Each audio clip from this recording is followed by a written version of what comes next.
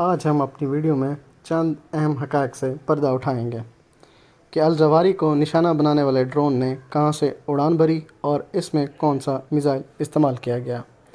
ایمن الزواری کو Usama bin Laden کا انتہائی قابل اعتماد ساتھی سمجھا جاتا تھا اور اس کے بعد وہ القاعدہ کے سربراہ بن گئے۔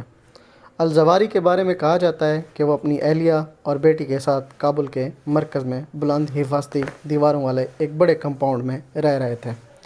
الزواری نے جس علاقے کا انتخاب کیا وہ نسبتاً ایک اچھا علاقہ تھا۔ پچھلے انتظامیہ میں جو پورا علاقہ غیر ملکی سفارت خانوں اور سفارتکاروں کا گھر تھا۔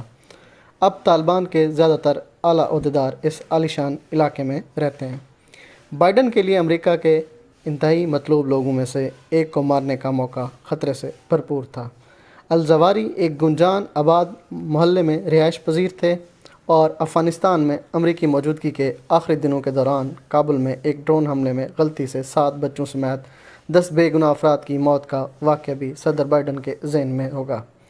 صدر بائیڈن نے انٹیلیجنس افسران کو یہ ذمہ داری سونپی تھی کہ اس حملے میں الزواری کے خاندان کے افراد، طالبان اہلکاروں اور عام شہریوں کو نقصان نہ پہنچانے کو یقینی بنایا جائے۔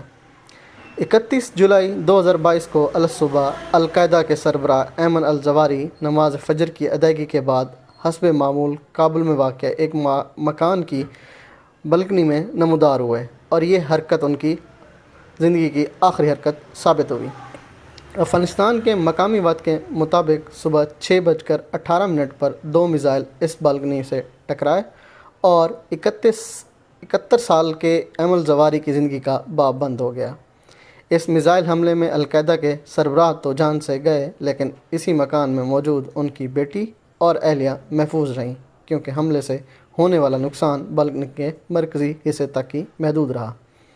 اس حملے کے بعد یہ سوال پیدا ہوا کہ کسی ہدف کو ہزاروں فٹ کی دوری سے اتنی کامیابی سے نشانہ بنانا کیسے ممکن ہے جس میں صرف ٹارگٹ کو ہی ہٹ کیا جائے، کیونکہ ماضی میں اس نوعیت کے امریکی ڈرون حملوں میں ہدف کے ساتھ ساتھ بڑے پیمانے پر شہری ہلاکتوں کے الزامات لگتے رہے ہیں۔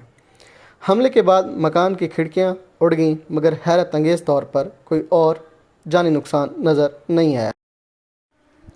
اس حملے میں ہیل فائر میزائل استعمال کیا گیا تھا جس میں دھماکہ خیز مواد نہیں ہوتا۔